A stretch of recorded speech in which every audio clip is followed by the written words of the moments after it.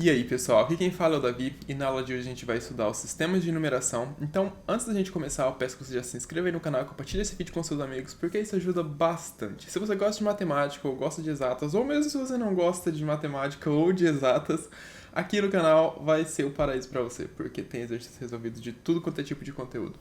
Então vamos lá. Sistema de numeração é um conjunto de símbolos e regras que nos permite escrever e ler qualquer número de um determinado conjunto. Como assim, números de um determinado conjunto? Vamos pegar, por exemplo, o sistema egípcio. Existem vários sistemas de numeração. Tem o egípcio, maia, babilônico, hindu e tem diversos outros.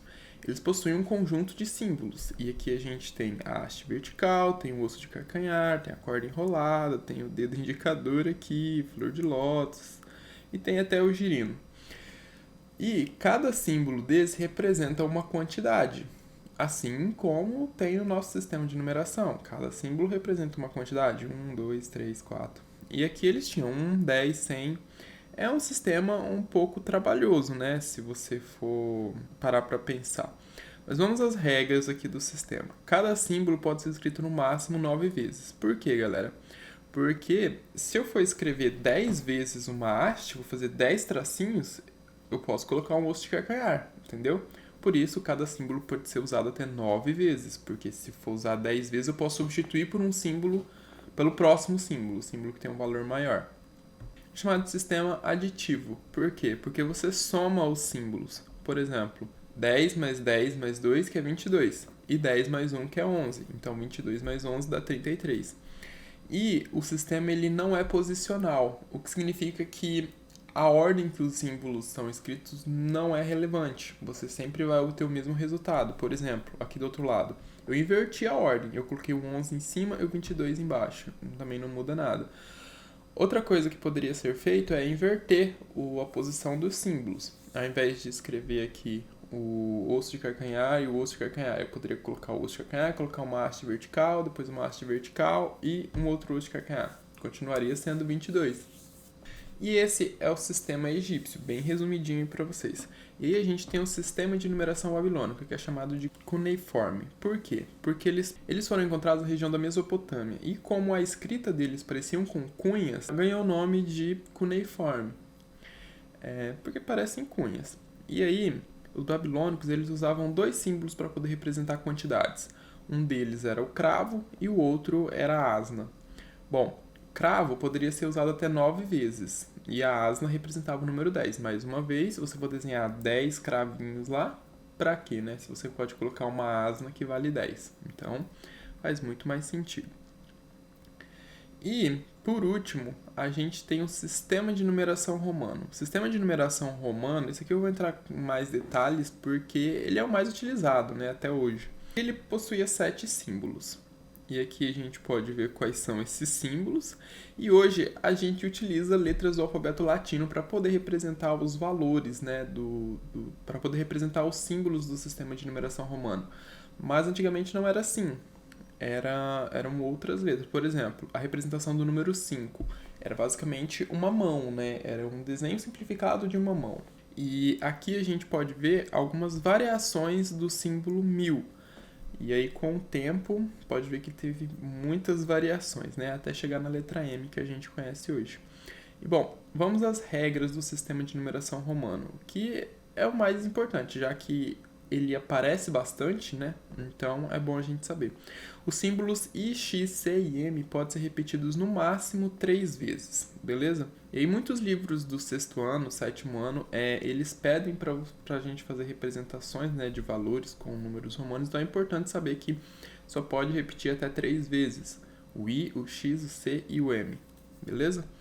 E um símbolo colocado à esquerda de um símbolo com valor menor significa subtração desses valores. Por exemplo, eu tenho o V vale 5. Então, à esquerda do V eu coloco um símbolo de valor menor, ou seja, eu coloco 1. Eu posso colocar um 1, na verdade é só um símbolo, tá? Eu coloco 1 e aí eu vou ter o 4, IV, que é o 4. Por exemplo, eu tenho X, e aí eu coloco um símbolo de valor menor, por exemplo, I, eu tenho 9. Por exemplo, se eu tenho 50 e eu coloco X à esquerda do L, o 50 é o L, então eu vou ter 40. E assim em diante, se eu coloco um C à esquerda do M, então eu vou ter 900. Mas até para isso existem algumas regras, ó. O I só pode ser subtraído de V ou X. V e X, no caso, né? O X só pode ser subtraído de L e C. O C só pode ser subtraído de D e M. E os símbolos V, L e D não podem ser subtraídos de nenhum outro. Bom, para a gente representar os números nesse sistema, basta colocar os símbolos lado a lado e somar seus valores. É o que a gente sempre faz, né? Tirando alguns casos especiais, que eu mencionei, por exemplo, se você coloca um símbolo de menor valor à esquerda, você tem que subtrair. É o que a gente já faz assim, no dia a dia quando vê números romanos. E aqui tem mais algumas regrinhas que, confesso para vocês, foi novidade quando eu peguei o livro didático do sexto ano para poder preparar essa aula. Eu não sabia disso. Se você coloca um traço, por exemplo, em cima de um símbolo romano, ele significa 1000. Por exemplo, eu tenho o símbolo 5, que é a letra V. Eu coloco um tracinho em cima, então eu tenho 5000. Se eu coloco dois tracinhos, é milhões. Então, se eu tenho, por exemplo, 5 e coloco dois tracinhos em cima dele, eu tenho 5 milhões. E aí, como que a gente representa quantidades assim, um pouco mais ah, não exatas, assim, tipo 20 milhões, 30 milhões, 40 milhões. Por exemplo, 45 milhões e 7, né? Isso fica como? Eu coloco 45, pode ver aqui, XLV, e eu coloco duas barras acima desse 45, então simboliza 45 milhões. E aí eu escrevo o número 7. Poderia ser o número 7, 6, 8, da forma como a gente escreve normalmente, beleza? Mas para simbolizar milhões, é só colocar as duas barras lá em cima. E nesse sistema não há símbolo para representar o zero. Na verdade, nenhum desses sistemas que eu falei aqui, o sistema egípcio, o babilônico e o romano, nenhum deles tem um símbolo para representar o zero. O zero vai aparecer bem depois. E quando a gente estiver falando do sistema decimal, eu falo mais sobre como foi, como que surgiu o zero, os diversos nomes que ele teve. E é bem legal. E é isso, pessoal. Para a aula de hoje, é só esse resuminho sobre os sistemas de numeração.